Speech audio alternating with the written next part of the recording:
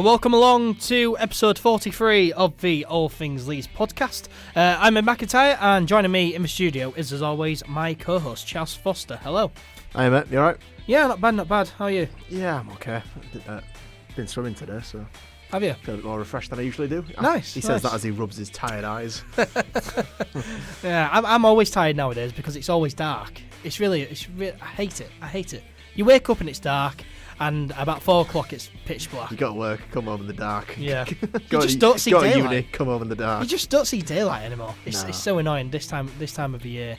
But you're good. You're good anyway. Yeah, I'm sound. Yeah, good. And also joining us in the studio, we're joined by someone who's making a first appearance, their debut on the podcast, from Ellis 11, straight out of Bielsa's basement. It is Alfie Kemp, also known as Geordie White. Hello. Hello, Edward. You alright?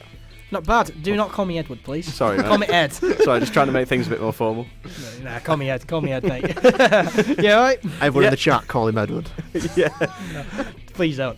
Yeah, I'm not too bad. Yeah, long time no see. Yeah, I'm glad to be here. Yeah, thanks for having me on. Good. Well, really do appreciate you being on. Yeah, Always no appreciate people coming on for the first time. Really do appreciate it. Just, yeah. Once you first come on, then it's easier to get people on after the first come on, isn't it?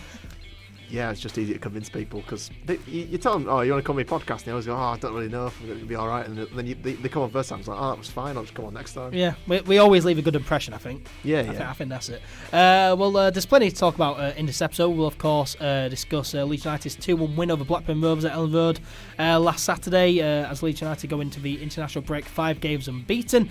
We'll go over the Leeds United under-23s as well, and also the Leeds United women's team, as well as the women were very impressive in their win away at Stockport County last Sunday. There's also plenty of other bits of news to go over, including the news that Mateusz Klich and Leif Davis have signed new contracts with Leeds United, and of course it is the international break, so there's no Leeds game to look ahead to in this week's podcast. We'll say that next week, but we'll go over all the Leeds players who are due to go on international duty, and we'll also look at England as well. So plenty of stuff coming up here on the All Things Leeds podcast.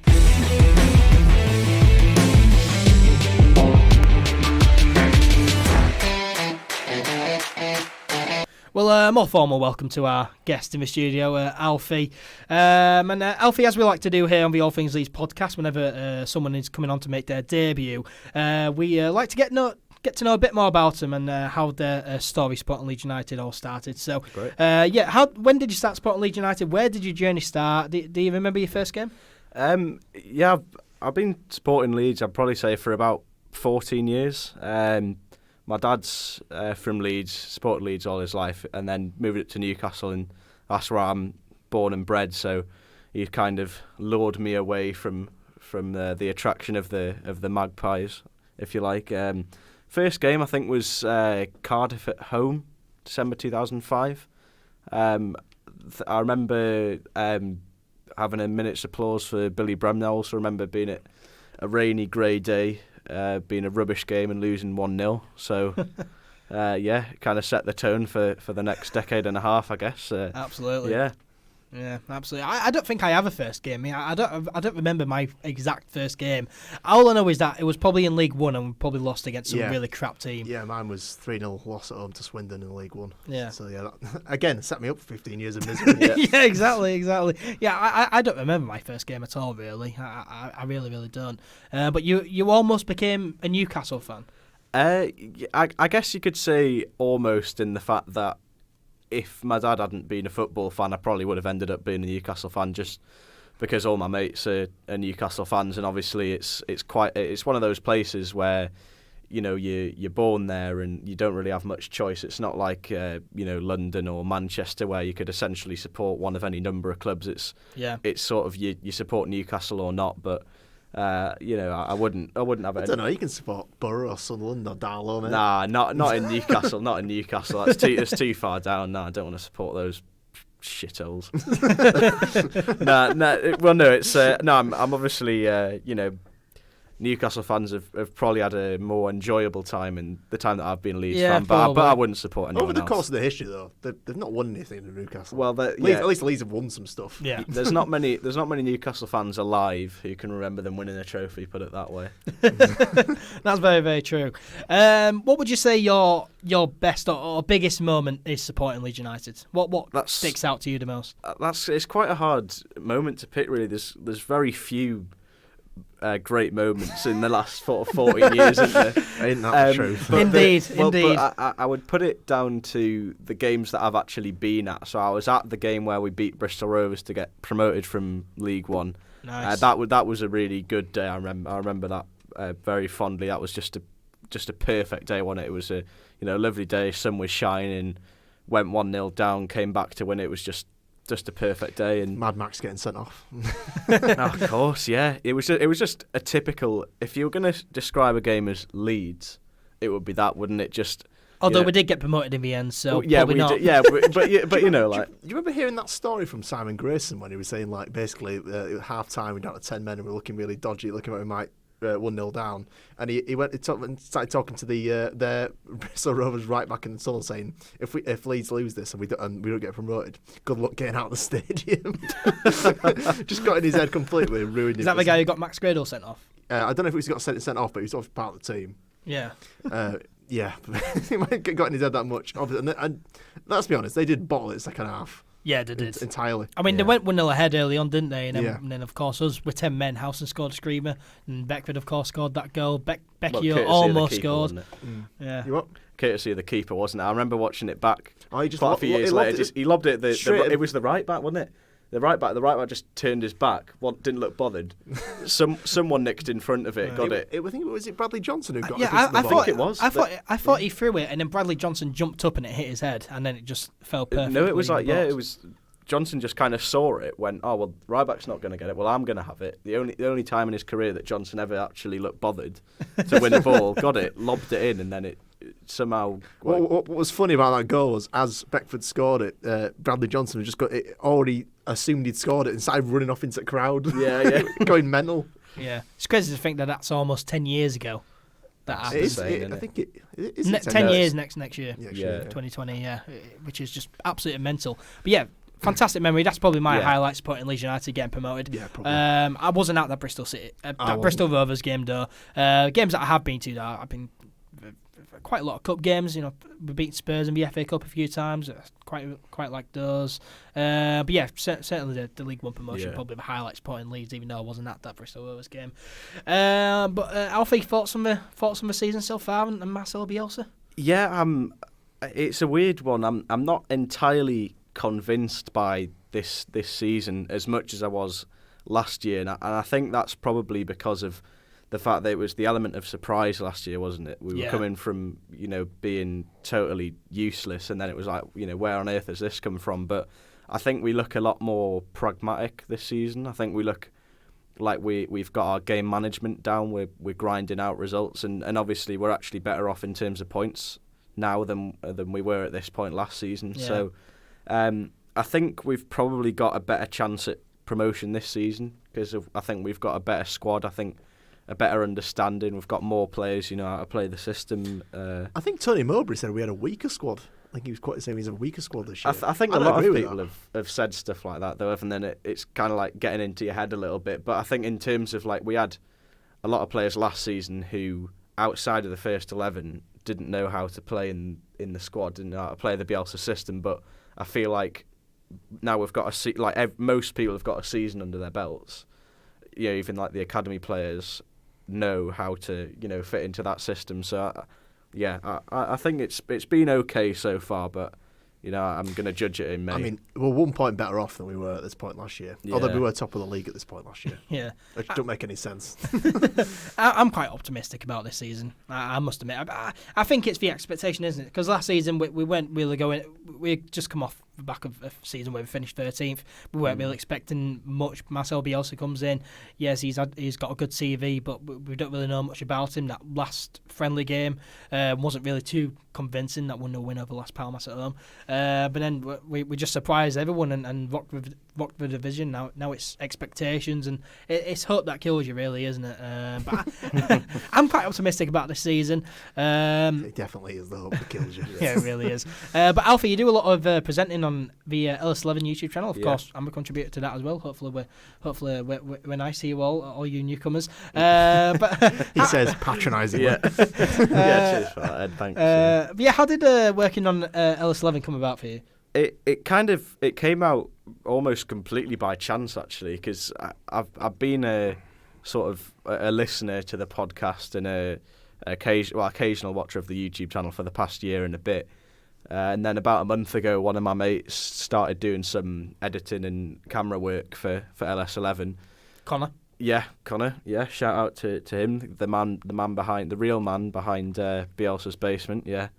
And then about a week after he'd started doing that, I got wind of that they were looking for more contributors, someone to do something a bit different. And then I think my first appearance on the LS11 channel was being interviewed by you on the post-match fans reaction after the Derby game. And then it's just kind of gone on from there. Bielsa's space, and I've done a few post-match. Well, I've done one post-match video at the weekend when filling in for your good self, and then a couple of pre-match ones as well. So it's just kind of just grown naturally, really. Yeah, it's great. I think we need to say that it isn't actually Bielsa's basement. It's just a. Oh no, it's not. It's just a kind of. It's a gimmick, really, that we say at the start of every video. It's a good name, though. It's a good. Well, title, it was one that we came up with when we were in the pub after the Forest game earlier in the season. We'd had a few pints, and it sounded really good then. And I mean, I'm not bashing my own thing, but it sounded really clever back then. But it's just kind of stuck, kind of a bit of a it does gimmicky stick. name. It does stick in your head, though, which is really, really, really good. And you're a great presenter. I've told you many times that you're a really good presenter. Much. So definitely go check out LS11. Of course, I contribute. Alfie contributes. And Charles, you've appeared on LS11 a few times as well. A couple of times. I wouldn't class myself as a contributor. No, but you've appeared on it a couple of times. But make sure you go check out LS11's YouTube, Twitter, Facebook, Instagram, all their social media, really, and of course all things Leeds as well. Make sure to follow us all. But moving on then, let's look back on Saturday's game. Leeds United beating Blackburn Rovers 2-1 at Elland Road, of course. And Charles, this was a solid victory. Yeah, it was like a regulation victory, wasn't it? It was kind of if someone says to you before the game, what do you think it'll be? You go, probably 2-1. Well, it'll be fairly comfortable, and then that actually did happen. Like for the first kind of 30 minutes, it was just a bit. It was just a bit stagnant. Nothing really happened. Yeah, I mean, it took a while to get going, didn't it? I know. I watched I'll look at all the Blackburn stuff after the game because I like to see opposition opinions on us. And they were like, first 30 minutes, I thought we played really well. It's like, you didn't really. Just nothing happened. I think it was pretty even. It was just pretty lackluster. They were defending quite well. We weren't really getting any joy. That was kind of it for 30 minutes. And then the penalty kind of broke the deadlock. Yeah, it did, didn't it? Of course, a penalty and the goal's always going to change a game. But of course, it was an unchanged lineup for Leeds United from that home win over QPR the week before. Barry Douglas did make his return from injury though, and was placed on the bench. But the game took a while to get going. It was pretty even, but also lackluster. It was a very dull game. 25 minutes though, Stuart Dallas, he had a dreadful shot that he fired over the bar. That was our first attempt at goal. To be fair to him, sorry to interrupt. To be fair to him, it was a really good run from midfield. It was. He took the ball off the feet of Roberts and then ran in. And he could see after he took the shot, he was kind of holding his lower back. Yeah, he looked to have a lower back problem, didn't he? But he did carry on though and played the rest of the game. He went off the pitch briefly and then came back on. He seemed to be okay. But the shot, I think he injured himself taking the shot. It was a poor effort, but the actual run to get there was good. I mean, that's kind of Bielsa ball in a nutshell, isn't it? The runs and passes are all there. It's just the shots that are just a bit off. But yeah, it was a good chance that before we obviously got the joy of the penalty. But fortunately, Stuart Dallas was not injured. He was holding his lower back, but he did play the rest of the game, which is really good. 30 minutes in, Leeds win a penalty. Adebayo bringing down Luke Ayling in the box. Alfie, were you surprised when the referee gave this? I think, because where I was in the John Charles paddock, so right down sort of side onto it, I guess. And it looked just kind of like a coming together. It looked like there must have been some contact from behind, and then I was sort of surprised the referee gave it because it's Leeds, and Yeah, I wouldn't be surprised if he gave it for Blackburn. But no, on looking at it now, I can honestly say I don't think it was a penalty. I don't think there was very minimal contact, if any. Yeah. If we had VAR in the Championship, it might have been given. But have you not seen the replay? I have seen the replay, and honestly, it's a tangle of legs. You see free kicks given for that. Yeah. In exactly the other. I think that's the thing, isn't it? Anywhere else on the pitch, and this happened. Didn't this happen the other week? Didn't it? Anywhere else on the pitch, that kind of foul. That kind of makes up for the fact that in the Forest game where we had like 2 or 3 Stonewall penalties not given to us. But before we go on to talk about the actual collision, the chip ball from Tyler Roberts over the top to brilliant. Was superb. Yeah, it was brilliant. He kind of he was waiting for the defenders to come towards him, drew him in, chips it over the top, and it sent Elland through. Yeah. He probably overhit the pass slightly, which is why, which probably won us the penalty really, because if Elland had brought that ball down, you know, another cross might have been cleared. Yeah, whereas, probably. Yeah. But the tangle legs, you can see they've been given either way. I mean, initially it looked like a 50-50. It looked like, you know, it was just a coming together, and I was surprised that the referee gave it. But looking back at a replay, I thought it was definitely a penalty. Luke Ayling got there first, and Adebayo just kicked him in the legs. I don't think either player got to the ball though. From what I saw, Ayling doesn't really get hold of the ball, but then again, Adebayo doesn't get any touch on the ball. He just kicks Luke Ayling's legs. He just volleys Luke Ayling in the shins. So you can see why the referee's given that. But yeah, bit soft. I would be annoyed if that was given against us. Yeah. But of course, Patrick Bamford, he did step up with the entire Elland crowd chanting his name, which was just brilliant. I was stressed watching it. I was just stood there. I think everyone was. I can't watch this. Yeah. If he misses it, this is the end. Yeah. But unfortunately, Bamford, he did step up and score and put Leeds United 1-0 ahead. As I said, the whole ground chanting his name. Everyone just seemed really, really pleased and really, really relieved. It was a fantastic moment, Alfie. Yeah, it was great, and I agree. There it was just like so unbelievably stressful before that, because it's kind of like when it's Leeds, it's happened for years where you win a penalty and you think, oh God, we've got to score it now.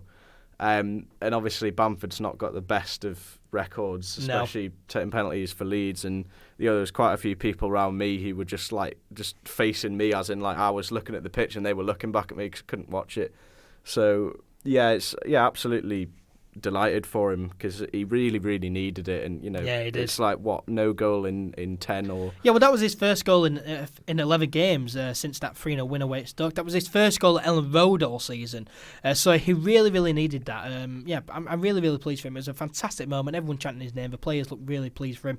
It was relief more than anything, really. Just relieved everyone that Bamford kind of ran over to him, scored. didn't they? Yeah, it was just relief that Bamford had finally scored, and hopefully he kicks on now, and that goal gives him some much needed confidence. But yeah, really, really pleased for Bamford. As we said, first goal in 11 games. And his first goal at Elland Road this season, which is just extraordinary. He's finally got the goal. Hopefully he does kick on from this.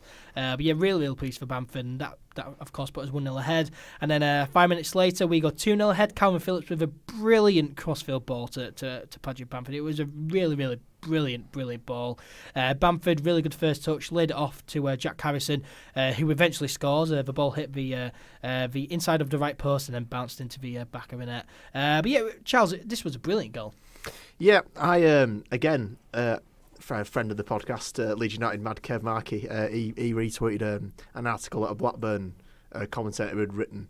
And the way the Blackburn fans had described it was a hopeful long ball that Bamford nodded down to Harrison, which is not accurate for a number of reasons. No, it was a fantastic ball from Calvin 50-yard Phillips. pass, which Bamford brings down with a superb first touch, and then lays it on perfectly for Harrison, who's got like 10 yards of space all around him to just slot it bottom corner. Yeah, it was a fantastic goal. Yeah. And speaking of Blackburn commentators as well, I heard that the iFollow commentators, the Blackburn commentators, were dreadful. They were criticising Leeds United all the time. And yes, it's a Blackburn I follow, but a certain amount of professionalism. Yeah, you need to be professional. I was surprised. I heard a few people saying what they said, and I was surprised with how they can broadcast that. I'm struggling to get jobs in the journalism industry, and you've got guys like that in jobs there who are saying stuff like that on air on the EFL's iFollow. I thought that was a disgrace. But fantastic goal here to put Leeds United 2-0 ahead. Calvin Phillips, that ball was just something else. And Patrick Bamford, really good. A goal and an assist in one game for Patrick Bamford. And yet you you still didn't give him man of the match after the game when we were talking. Yeah, we'll go on to man of the match soon. But Bamford laying it off Jack Harrison, really, really good finish. And that, of course, put us 2-0 up. 2-0 up. We're living the dream, but only for a short while. As 5 minutes later, Derek Williams, he scored for Blackburn, a header from a corner that made the score 2-1. Really, really poor goal to concede. And Alfie, of course, it's going to be a set piece that Leeds United concede from. Yeah, it was written in the stars, wasn't it? A first attack that they have after going 2-0 up, and I texted my mate just before it saying, "I bet you this is going in," and then it's just typical, isn't it? I saw it and I wasn't even mad because I'd already planned to I'd already said, "Oh, they're going to score this, aren't they?" And then it just went in. And I was like, "Yeah, fine." We'll do that. You were prepared. I'd already. You'd prepared yourself. I'd already been mad. They got the corner. I was like, "Oh, bloody hell!" I was like, "Oh, bloody hell, 2-1." There's so many weird things about this goal though, because Roberts had the ball in midfield, and for whatever reason he didn't release it, and he just lost the ball. It got punted down. Elland got to the ball first. I think he was trying to pass it back to Casilla, but he passed it straight out of play. So that was the corner, and then obviously it didn't look like we expected the corner to come in. It looked like the first Elland heard of it, it was Derek Williams was kind of above him. Yeah. And then the stadium was just like, even with the Blackburn fans, the stadium was just quiet. It was just like... Yeah, the Blackburn fans didn't really make too much noise. I don't know about you. I mean, Alfie, you were right below the away fans. No, it was weird. It was... I don't know why I remember this, but I sort of remember hearing them cheer the goal before it hit the back of the net, because they were like literally right behind me. So I heard the cheer, and then next thing I know, I looked, and Casilla was diving to his left, and I just saw the ripple of the net, and then the stadium was just silent, because usually when this season there's been goals conceded, and everyone's a bit annoyed. There's like mumblings like all around the ground, but it literally just went. It was silent, and it was surreal, really. Yeah. And then it was just kind of like, oh well. Okay. Oh well. Yeah, I mean, I think it caught everyone by surprise. But yeah, I think the reaction was, oh well, we always concede from set pieces, but we are still ahead, so it's fine. We're still winning. Yeah, if Blackburn had gone ahead or scored an equaliser, then I think everyone would be annoyed. But we were 2-0 up, and we can't defend from set pieces, so everyone's just used to it. We've never really been in this situation this season, not very often, where we've like already been winning, then someone else scores a goal, and it's like. We just think, oh, we're still winning, aren't we? I think the only other one was like Bristol City away, where we were like 3-0 up, and then they scored that terrible goal at the end of the game. We were like, oh, whatever. Yeah. Well, we'd never been 2-0 up in one half before. And the two goals came within 5 minutes. Not in the first half, and certainly not Elland Road. Yeah. That made the scores 2-1. It was 2-1 at half-time. Second half, we remained the better side, but we missed many chances. It was quite a lacklustre game, really. Even in the second half, we just blasted a load of shots wide.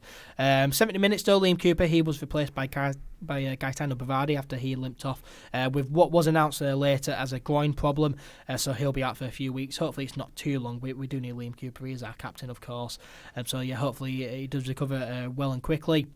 And then at 81 minutes, Helder Costa's replaced by Pablo Hernandez.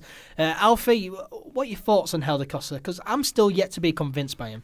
I think, I agree with you. I'm yet to see the player that I thought he was going to be, because Costa's been terrorising Championship defences for a couple of years now, and has generally been one of the better players every season. And I think when I saw him coming in, I was thinking, well, this is it now. This is the genuine quality player to put on the opposite wing to Hernandez. So I've got two quality deliveries on each side, and I think he's not been given the license to run at defences as much as he has been at past jobs. He's part of a machine now. He's a cog in a machine. He can't pick the ball up on the halfway line and grab the game by the scruff of the neck. But game by game, he's looking better and better. We're seeing the benefit of his pace more and his skills more. And I think he is. I think he's a great asset and definitely a first name on the team sheet. Yeah, I mean, I am still yet to be convinced by him. I don't think we do play to his strengths, really. I don't think we are allowing him the freedom that he needs. No. I think the Square Ball summed it up in their Match Ball podcast after the game that he's a £50 million winger, but we're only seeing about £4 million from him. Oh, I think it was on BBC Radio, actually. So someone tweeted in saying we're seeing about a £5 million winger there, even though we've got 15. There was that bit in the first half where Costa got on the ball and was running at their back line, and the referee pulled it back for like a head injury for the Blackburn player who went off the pitch and then came back on immediately and started running. Like, clearly not had a head injury. And then later on in the game, Patrick Bamford got elbowed in the face, went down holding his head, and the referee didn't stop the game for a head injury. The referees were really, really poor. Really, really poor in this game. But yeah, Helder Costa, I'm still yet to be convinced by him, but we'll see how he gets on in the next few games. In added time, Jack Harrison, he was replaced by Leif Davis, and Jack Harrison got a round of applause from the entire Ellandville crowd. He had another good game. And Leif Davis, he came on and impressed again in the little time that he had on the pitch. But Leeds, of course, we did hold on to win 2-1 against Blackburn to stretch our unbeaten run to 5 games now. Of course, 3 wins at home, 2 draws away. Charles, we're in really, really good form at the moment. Yeah, I mean, all you can ask is to win your home games and draw your away games. And I mean, you can ask to win every game, but we're not Man City fans, so we accept away draws. But yeah, last 5 games it's been excellent form. You can't really. That's promotion form. 3 wins and 2 draws. It's a minimum playoff form. So yeah, it's been quite nice supporting Leeds this last few weeks. I mean, I'd like to see it continue beyond the international break. Yeah. The Christmas period is always the most crucial period of any championship season, I think. People are going about that February-March period, and that is important, but I think if you get enough points over Christmas, you're generally okay to have a slip around February or March. Or good run of form and pick up a lot of points in the lead up to Christmas, like last season when that 7-game win streak, and then around after Christmas, heading into New Year, and then we started dropping points. Yeah. Is it 2 or 5 unbeaten? With 2 wins in a row so far, so let's hope we can make it 3. We've got Luton. Is it Luton away next? Luton away and then Reading away and then Middlesbrough at home, and that's our November fixtures. Away games, not a home game for ages, is it? Yeah, not another home game for about 2-3 weeks. Yeah, 2-3 weeks. Yeah, but we're in really good form at the moment. Hopefully we build on this. But after that win against Blackburn and other results last weekend, we do still remain third in the Championship table. I think 6 of the top 7 won, so nothing changed. Yeah, we're level on 31 points with second place Preston North End, and with 2 points behind league leaders West Bromwich Albion, still heading into the international break. But there is now a gap though opening up. We're 2 points above 4th place Swansea City. So will us 3, Leeds, Preston, West Brom, break away now? Do you think? 2 points is not a gap. That's 1 game. I mean, but it's more of a gap than what's one game of it not going your way and you're below somebody. Yeah. But it's more of a gap than what we've seen so far this season. A kind of goal difference gaps that we've been experiencing. Yeah, because it's just been too tight, and no one thought it could continue like this because everyone was just like winning 1 game and losing the next. It was never going to continue like that. Yeah. Because the Championship is far too. I mean, it's a very competitive league as it is, but it can't go on like that. Yeah. Someone was going to get consistent eventually, and hopefully it's going to be us because we're kind of looking a bit more consistent now. But yeah, I'm glad to see we are kind of stretching the top 6 away from the mid-table now. Yeah. I mean, look at Charlton. They've kind of had their moment in the sun. They're going back down to the mess that is mid-table. Yeah. Alfie, can you see us 3 teams, Leeds, Preston and West Brom, breaking away from everyone else now? Yeah, we haven't really broken away yet, but I can definitely see, I mean, certainly we've got a great opportunity with the next 6 games, I think, against, 11th and below. But these us 3 are definitely the standout performance. West Brom are always dangerous, obviously us, and I've been really impressed with Preston so far. They're playing each other in a couple of games' time. Are they? Yeah. So that's our opportunity. Yeah. And also, I think West Brom's next 8 games, they're playing 6 of the top 8. So this is a perfect chance. And we're playing the teams that 18th, 20th, 16th, all the ones that are low. So this is the best opportunity we will ever have to just go right. Let's just storm this league. Yeah, it's a really, really good opportunity. I mean, as we've said many times, it only takes a team to win 5 or 6 games on a bounce to really. I should say 6 of the current top 8. Obviously, there's a few games to go. It might change dramatically. But really, really good opportunity for Leeds United. Our next 6 games, as Alfie says, they're all pretty winnable. So hopefully we do kick on this 5-game unbeaten streak and just build on from that and put a good run of form together. But of course we do go into the international break. After that, we are greeted by 2 away games in a row, Luton and Reading. Of course, that Reading game in midweek, and then that home game against Middlesbrough on November the 30th, I believe. It was important, wasn't it, Alfie, to stay unbeaten and get this win against Blackburn heading into the international break. Yeah, definitely. It's just a really great platform to go into this 2 weeks and get the confidence that Bamford will be riding the crest of a wave now, and Harrison's in great form, and we've got Hernandez back. I think it'll just be typical Leeds to lose at Luton, and then we'll we never do well in London, do we? We never do well in London. I'm going to call it now. London's a rough place to go to. Yeah, Leeds. it really, really is. It's a rough place to go to in general, really. Absolutely. Moving on then. The Leeds United under-23s, they haven't played since we last recorded, Charles.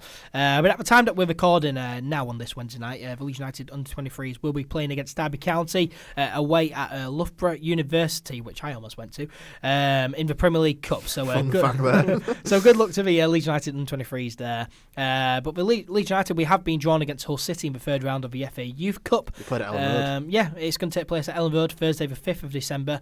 So that'd be Charles, that'd be really good to go to. Yeah, I might go to that, to be fair. Yeah. I like going to the cup games for the youth teams. Yeah, and they're usually free for season ticket holders as well. Exactly, yeah. I'll just have to convince Chris not to go. I should mention I share my season ticket with Chris. I don't know whether that's confidential knowledge or no. But yeah, so I'll just have to say to Chris, can I have a ticket? I'll go with my old man. I'll take my brother. Be all right. Yeah, that should be a good game to go to. But yes, Leeds United versus Hull City in the FA Youth Cup, third round at Elland Road on Thursday the 5th of December. Now on to the Leeds United women's team. They were very impressive. A 5-3 win for them away at Stockport County last Sunday. They were 3-1 down just 1 minute into the second half, but came back to win 5-3. Incredible victory. Congratulations to them. And Alfie, women's team doing really well this season. We seem to have a really, really good women's team. Yeah, I mean, to be honest, I didn't really pay a whole lot of attention to them last season, but I've started to sort of get into the other teams this season, the under-23s, watching them a bit more, sort of monitoring how they're doing. And I watched the highlights of the 5-3 win at the weekend. I was actually really impressed, because that's no matter what you say about women's football, any level of the game, to be 3-1 down, come back to win 5-3 is pretty damn impressive. It's fantastic. I was going all the way back to the centenary event in Millennium Square when they were interviewing the women's team. They seemed, they were saying about how much they're sort of becoming back part of a club. It's one thing that Radrazani's done impeccably well is getting all the teams together as one, playing under one name. So they seem to be doing well so far this season. Long may it continue. Yeah, they are doing really well, and it's great that they're getting a lot more media coverage as well from Leeds United. The highlights are on YouTube, getting a lot more articles posted onto their main Twitter account. With the managers and the players as well. Yeah, done by Andrew Dalton for another podcast. So it's fantastic stuff that's happening. Good old Andrew. Yeah, fantastic stuff that's happening with the Leeds United women's team. So yeah, hopefully they keep on winning games. Really, really good team there. So keep an eye out on them. On to other news then. Saturday, on Saturday, the day of the Blackburn game, of course, it was announced that 29-year-old Polish international midfielder Mateusz Klich had signed a new 4.5-year deal with the club, which will keep him at the club until the summer of 2024. And Charles, this is a really good move. Yeah. Well. I mean, this kind of this leadership at the club at the moment with that Radrazani and Angus Kinnear, they've been really kind of enthusiastic about getting everyone tied down to kind of long-term deals. It has cost us a bit in the past, to be fair, with the likes of Usain Boy still on the books and Benita been here for years, and Sabicki and Grot. But we have got some players like Calvin Phillips on a 5-year deal. That was pretty good. Hernandez on his rolling deal. That was pretty good. So we have actually made some good signings. And obviously extending Luke Ayling and Stuart Dallas and Liam Cooper's deals, and all getting them sorted. But yeah, this is good, because it means that should we go up to the Premier League, I think I can see the logic here. We don't have to pay, next time we sign a contract with Klich, we don't have to give him 40 grand a week. He'll be on 25 grand a week for 4.5 years till the end of his career. Yeah, that's very true. I didn't really think of that. Yeah, but that is very true. Smart bit of business, that. Yeah, and of course a long-term contract for Mateusz Klich, probably going to retire at Leeds United really, unless we do. Well, it'd be 34 by the time his contract ends. That's if he sees it out completely. Yeah, and he's not Pablo Hernandez or like Gordon Strachan, where he's just going to play until he's in his mid-50s. Yeah. So it possibly could retire. That was sarcastic, by the way. I know Gordon Strachan retired about 40 odd at Coventry. Mateusz Klich could potentially retire at Leeds United, but 4.5-year deal for him. A great move by the club, looking ahead to the future yet again. And Alfie Klich, he's so important to the side, isn't he? And how we play. It's of course a really good move to keep him. He's so important, and a lot of people don't really seem to realise just how important he is to the team. Yeah, definitely. He's certainly come on leaps and bounds since he was sort of cast aside by Christensen and got a loan to, I think it was Utrecht in the 17-18 season. Yeah. And came back as just being a breath of fresh air, and he's still brilliant this season. His passing, his attacking movement, what he brings to the side is great, and I think it's just really nice to see him kind of settle down, because I remember, I think it was Luke Ayling who it was an interview at the end of last season or during the summer where he said he finally found his home in Leeds, because he's sort of been was it Bristol City we got him from, and he'd kind of been on the edge of it, and that's like his kind of. He'd been at Yeovil as well, and he was on Arsenal books as a kid. Yeah. So he'd kind of spotted around, but it's really great to kind of see a core of players like Ayling, Klich, players like that kind of really, finding a home in Leeds, and players that, because it's all well and good having quality players at Leeds, but having players who are happy to be here and actually want to stay. Stuart Dallas's kids have grown up in Leeds, and he says even when he leaves the club, he's probably still going to live up in Horsforth. Yeah. Well, it's like there's where we are now. We're in Horsforth. Well, there's now a kind of. I mean, I don't know how much you follow the kind of the wags on Instagram and stuff, but I don't. But there's now a kind of a core. I think it's like Forshaw, Dallas, Klich, Ayling, Cooper, who they're all sort of. They have a lot of like kind of family events. So like the kids will, the wives know each other, and the kids know each other. It's just really nice to see. It's just kind of a real, it's a real pull factor for Leeds United players to kind of stay here rather than saying, well, maybe I'll go somewhere else. So yeah, brilliant move, brilliant signing. Yeah, it's fantastic. It's like one big happy family, isn't it? Really, at Leeds United, great spirits, obviously, and really good that these players are all happy at Leeds United. But yeah, what an incredible journey Klich has had at Leeds United. Of course, arrived in the summer of 2017. Victor Orta's first new signing. Christensen didn't really want him. He went out on loan a few times in that 17-18 season, but of course he did brilliantly at Leeds United last season. Got his own chant, and he's doing brilliant again this season. He's got a Yorkshire Rose tattooed on his arm as well. Don't know if you guys have seen it, but he's got a Yorkshire Rose tattooed on his arm. I think his child was born in Yorkshire, so he wanted to remember that.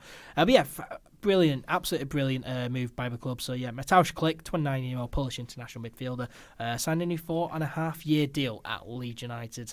And that's not the only player who has signed a new contract at Leeds this week. On Monday, it was announced that 19-year-old left-back Leif Davis has signed a new 3.5-year deal with the club. Again, another fantastic move, Charles. Very good. Yep. Very good, Davis. Very good, Davis. You see that very good, Davis? That phrase trended on Twitter. You got to say it in his accent, though. Very good, Davis. But you see that trended on Twitter. Yeah. So I'd imagine a load of people looking down like, I bet he's sick. I bet he's sick of it. I bet they rip him in changing room and training for that. Well, Leeds United, the official Twitter account Leeds United, they posted the video of Marcelo Bielsa saying very good, Davis. Very good. Yeah, this was great. Because Leif Davis is always someone who really does impress in his cameos off the bench, in particular in the under-23s game. I've always thought he looks a really good, tidy player. That bit against Blackburn the weekend, have you seen that clip of it? I think Focus Leeds put it on their Twitter page. Forgive me if I'm wrong about that, but it'll be on you'll see it on Leeds Twitter. He gets the ball, it's like the 92nd minute or something, and knocks it past the Blackburn player, just runs at about 30 miles an hour down the wing, which he seems to do a lot when he comes off the bench. Like, I think Bielsa kind of brings him on to kind of, waste a bit of time, see the game out. Whereas he comes on and thinks, I'm just going to bomb it down the left-hand side, see if I can score as another goal in extra time. But he's been really impressive off the bench, and we've always had a great academy. It's about time we produced another really good left-back, because like Charlie Taylor was a while ago now. We've not had one come up from the under-23s to kind of be a mainstay for a while, and you kind of hope, given how inconsistent Barry Douglas is, how technically out of position Gianni Alioski is, that Leif Davis might be the long-term answer to that kind of question mark, because we've had left-back's been a bit of a weird position for us for a few years now. Yeah, we've had a few dodgy left-backs. Lawrence Box springs to mind. It was dreadful. Awful 7 player. games for Leeds United. They didn't win a single one. Vernon needs to play in there briefly. Yeah, as well. Left-back has been a really weird position. But Leif Davis, he's got a really bright future. Of course, arrived from Morecambe in 2018. He impressed in his first senior appearance, of course. Short notice away at Aston Villa in that 3-2 win there. Very impressive there. And every time he's played for the first team, he's been really, really good. I've been really impressed with him. From the same academy, apparently, as Alan Shearer and Michael Bridges. Yeah, up really? in the North East. Nice. Yeah, nice. He's a Geordie lad. He's from Mayans. Yeah, he does sound really Geordie when you hear him in interviews. But Leif Davis, he's got a really bright future. Very, very impressive. He is one for the future, and it's really, really good to tie a youngster like him down on a long-term deal, isn't it, Alfie? Very different from what we've been used to over the years. We always seem to let go of our really good youngsters, but Leif Davis, he's one for the future, and it's good that we're tying him down on a long-term deal. Yeah, definitely. It's another sort of signal of the change that's happened at Elland Road, and that we're tying down not only quality players but young players as well, because we had another flurry in the summer of a lot of academy players tying them down, and especially with Davis, kind of breaking through, and he does look genuinely quality every time he comes on. And he's been touted by Liverpool and I presume Newcastle as well. I think that would probably be his dream destination. A lot of Premier League clubs, so to tie him down is a great one. And as I said before, he's got a kind of a special, not connection. I mean, I'm not saying that I know him, but he grew up in the sort of the next town over, and in his last went to the same school as I did. I know I know of it, and I've got mates like my housemate. Used to be in the same sort of group of friends, same circle as him. So, it's really great to see a Geordie lad doing well at Leeds. It's great to see, and he is genuinely quality and will be an asset for the rest of the season. We haven't had a Geordie in the squad for a while, have we? No. I was thinking that actually, I can't remember. I think Forshaw's the first Scouser we've had for a while as well. Yeah, and he's proper Scouser. He's really Scouse. But Charles, is this the end for Barry Douglas, do you think, at Leeds United? Of course, he hasn't hit the ground running yet. Of course, riddled with injuries as well. I mean, for me, I'd much prefer to bed in youngsters like Leif Davis and give them a chance. Is it the end for Barry Douglas, do you think? He's 30 years old now, and he's been here, 18 months now? He's not really kind of impressed much, has he? No, he isn't the Barry Douglas from Wolves, is he? No, he's just been a bit. When he's not been injured, he's either I've seen him get completely turned on occasions, and he's been maybe a bit slowing the play down, and people say he's a bit more of an experienced, kind of mature player in that position, but I've always thought I'd rather have someone a bit more exciting, someone a bit younger to be in that position. Yeah.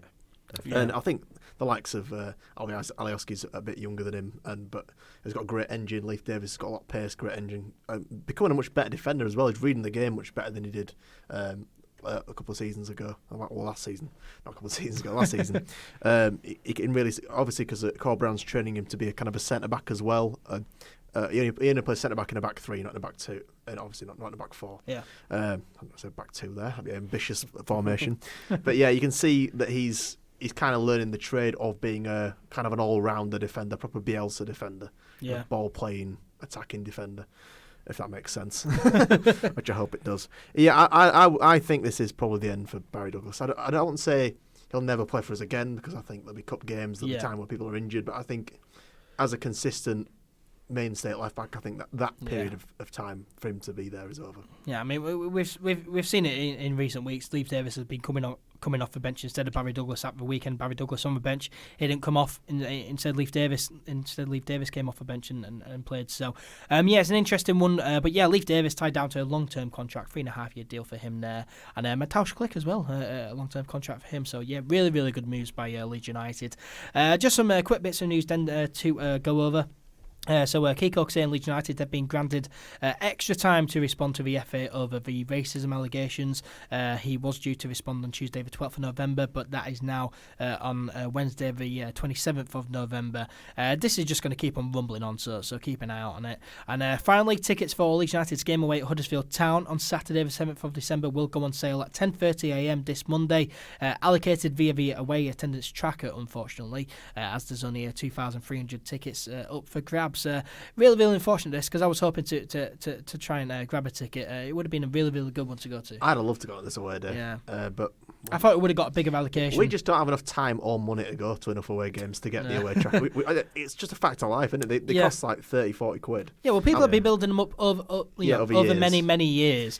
The fact they've only given us 2,300 is dodgy as well. Yeah, I thought that's like 12% of their stadium. Because in the past they've given us that entire stand, haven't they, behind that goal? But I think now they're just going to give us a portion of that. The police might have had a word there. There's always a bit tense between Leeds and Huddersfield. Yeah, I think they might I mean, I'm hoping that they'll open up the rest of the stand because hopefully they'll look at examples like the Preston game, with the Preston police purposefully lowering, the police presence and saying they're policing behaviour, not reputation. So, that worked a treat. There was absolutely no trouble at all with that. So, because that's just a purposefully stingy allocation because they can't even sell out the home end.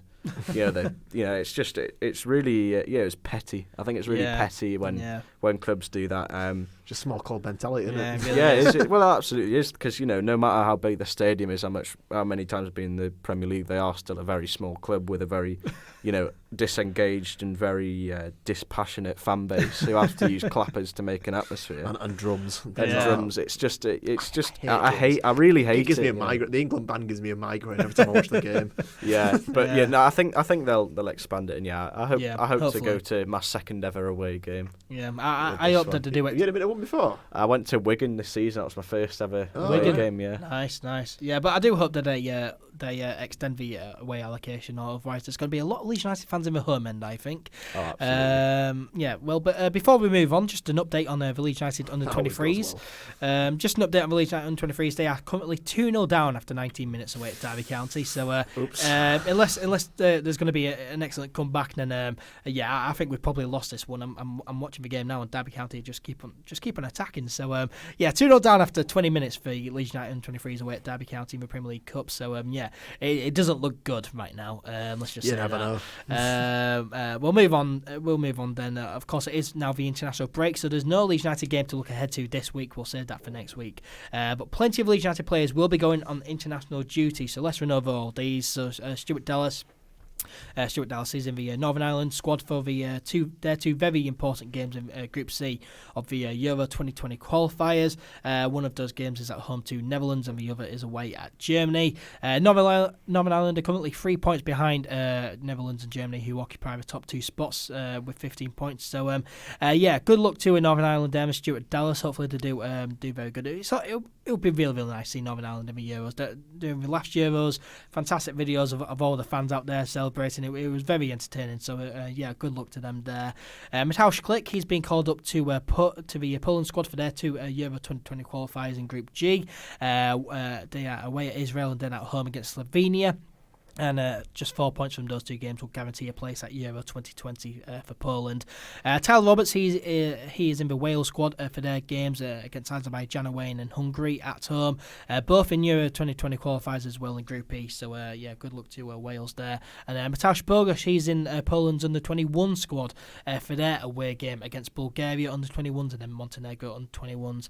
Alfie Kemp, he is in the Northern Ireland under 21 squad for their two games, two home games against Hungary under 21s and Romania under 21s. Elland Meslier, he's been called up to the France under 21 squad for their home game against Georgia under 21s and their away game against Switzerland under 21s. And Jack Clark, first time I've heard his name for a while, Jack Clark. England under 20s squad for him. They are away against Portugal under 20s and then at home against Iceland under 20s. Good luck to Jack Clark there. He's probably going back to Spurs in January. A lot of rumours there. So, hopefully. It'll solve our loan problem, the 5 loanees. Yeah, and we can always bring someone else in then. So, Dwight Gale. We're not getting Dwight Gale. We're just not. Yeah, Dwight Gale. I don't think we'll ever see Dwight Gale playing the Leeds United shirt. And finally, Noah Kenner. He is in the England under 17 squad as they face Denmark under 17s at home and then Czech Republic under 17s. He got a photo with Fabian Delph. He did. Did you see that? Yeah, I saw that. Yeah. Yes. Yeah. I saw that. I think the caption was "Don't forget your roots from Delph," which is nice. Yeah. Fantastic. A nod to his Leeds United Academy days. Yeah, he didn't spend too long at Leeds United, did he? No, he didn't. But we're still classing him without having made him. Yeah. Did he fund the East Stand or something? Was his sale that funded the kind of improvements on the East Stand? Probably. I think so. I think that was right. it. Yes. Yeah. It sounds vaguely right, and that's what we're all about in this podcast, being vaguely right. It's always good to see former players who they're still that appreciating Leeds. Costa Rica game a couple of years ago, when he gave Leeds salute when he was wandering around his England shirt. Oh, yeah. It was brilliant. Yeah, really good. But yeah, those are all players going on international duty. Just for 8 players there. So Stuart Dallas, Mateusz Klich, Tyler Roberts, Mateusz Bogusz, Alfie McCalmont, Elland Meslier, Jack Clark, and Noah Kenner. England then, of course. England, we've already qualified for Euro 2020 next year after that 5-0 win away at Bulgaria. But we do still have some Group A games left to play. Huh? We need a point. Do we need a point? We need a point to qualify. I thought we had already qualified. I think it's all but qualified now. A point at home to Montenegro. I see that as achievable. Yeah, probably. So yeah, Montenegro at home on Even Thursday without night. Sterling. Oh yeah. Yeah, that's bizarre, Are isn't we it? going to comment on that, or are we just going to leave that? I mean, Raheem Sterling getting in a fight with Gomez, and Raheem Sterling. Gomez is like 4 times bigger than he is. I don't know. That's not a fight you're going to win. No. It's brave, isn't it?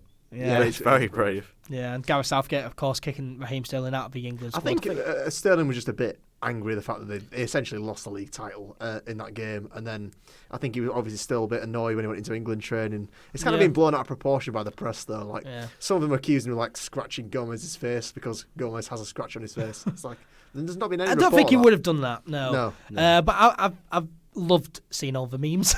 Seeing all the memes there online. was some funny memes. Yeah, it's been brilliant. To be honest, I don't know why Joe Gomez is even getting in the England squad because he's not even playing for Liverpool. Yeah, I don't know. Bit of a strange one. No, but he's still probably one of our best centre halves, though, Joe Gomez. Because he's class whenever he plays. Yeah, he's a good player. But it's Maguire and Mings is ahead of him at this point, so in England. Oh, Mings. Yeah, I forgot about Mings. Yeah, but Gomez is better than Michael Keane at least. So. Oh, 100%. I'm better than Michael Keane. Yeah. I think everyone's better than Michael Keane. Able-bodied, unbelievable humans. that player. But yeah, England, we do still have some Group A games left to play. Of course, Montenegro at home on Thursday night, which we'll probably win. Score predictions for that one, guys? 5-0. 6. 5-0, 6-0, 6-1. They're not going to score. If they do, it'll be they'll off a corner. score They'll probably a go corner. 1-0 up off a corner. I'll go 10-0 England. We'll 10-0. Yeah, 10-0 to England. I don't know. Okay. Wishful thinking. Reasonable scorelines all around. But yeah, we're probably going to win that one and be able to qualify and then go into Sunday's game away at Kosovo. That's of course on Sunday night. We'll go into that really comfortable. I'm predicting that 6-5 because of how entertaining the last game was against Kosovo. Yeah, it was entertaining, wasn't it? Away 5-3 win, wasn't it? Yeah. Do you know what? I'm as an England fan, I'm fearing that game because I think. While watching that game at Southampton, it was entertaining but scary how easy it was for Bielsa and Selena to disassemble the country's finest defenders. Given Ben White kind of had him under wraps for the majority of the Swansea game. But just get Southgate to chuck Ben White in. No need for Maguire. But yeah, I'll go for. I think we'll draw that 0-0. Draw that 0-0. No, actually, there's got to be goals. I think we'll lose 3-2. You predict it's to lose, mate. Yeah, honestly, I think we're not going to lose. If you think, we're going to lose to Kosovo away. But if you think about how they've lost one qualifying game in 10 years. Yeah, I know, but just think about because the Kosovo fans, who were brilliant by the way, at Southampton, the amount of them that were there. Just think about how hostile that stadium is going to be. It's going to be sold out. They're going to think, this is probably the best chance we've had so far as a competing nation to beat a properly good side. We know that if we try and attack them, they'll run scared. So yeah, I think it could be a. To be honest, when I saw the game last time, it just looked like whenever he attacked them, they just thought, whatever we can see, let's just go up there and then score another one. It was like watching a 5-a-side game. It was brilliant. It was, wasn't it? Yeah, because their defence is genuinely rubbish. But no, I think it's time for a. I think it'll be a famous Kosovo win. Actually, no. I think 3-2 Kosovo. No, they're not going to win. That's why I predicted 6-5. I'm expecting another entertaining game with Michael Keane being made to look like a League One standard defender because he is one. Yeah. I'm hopeful that we'll win that one 3-1. I reckon. All right, okay. I reckon Kosovo will probably score, especially at home. But we'll win. We'll win both of these for sure and qualify for Euro 2020. An update finally on the Leeds United 23s. We're now 3-0 down. 3-0 down after 28 minutes. It's only the under 23s. Yeah, so under 23s, yeah, they're probably out of the cup. At least it's a cup game and not a league game. Yeah, we probably lost that game. Yeah, 3-0 down after 28 minutes. Not good at all. Sorry to end on a really bad note there. But that does bring us to the end of episode 43 of the All Things Leeds podcast. Thank you very much as always to Charles for joining me in the studio. Thanks for having me on, mate. And thank you very much as well to Alfie for joining us. Thanks. I appreciate it. Yeah, thanks for having me on. It's been great. Thank you. Where can people find you if they want to follow you? Well, they can follow me on, I think I'm at Geordie_White or __White on Twitter, and on the Bielsa's Basement every week on the LS11 channel, and that's about it. Yeah, Charles, of course, just remind everyone else Mine's at Ups and Downs 999. And I'm at Ed_McIntyre 98. The D in Downs is capital for mine, so. Nice. Also, my picture is of Neil Warnock's face on Colonel Gaddafi's body. Because I found that too funny not to have as my profile pic. Oh dear. No wonder you don't use your real name.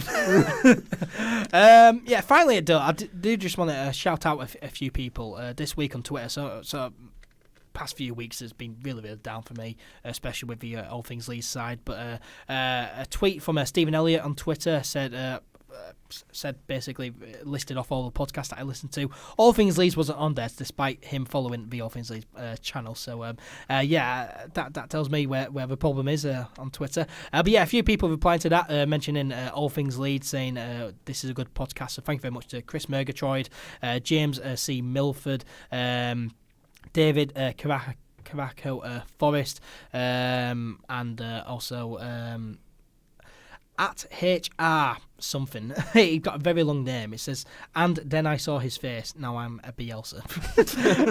That's his Twitter name. Very clever. I chucked them all a follow, I think. I'm pretty sure. Yeah, I chucked them all a follow as well. So thank you very much to all those guys for supporting the podcast. Really do appreciate it. Keep on spreading the word. We really do appreciate it. And we do appreciate everyone who has listened or watched this podcast. We really do appreciate it. Let's all wave to the camera now on YouTube and Facebook. Cheers, lads. So if you want to see what we all look like, doing this podcast, and make sure you go and check out the YouTube and Facebook pages if you want to listen on Apple Podcasts or whatever.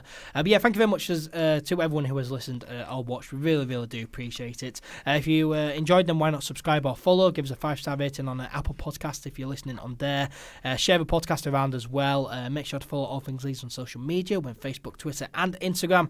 Search up All Things Leeds 1 on Twitter and Instagram. Search up All Things Leeds on Facebook. Subscribe to the YouTube channel as well if you have not already. Me and Charles, we will be back next week, but for now, take care and we'll see you later.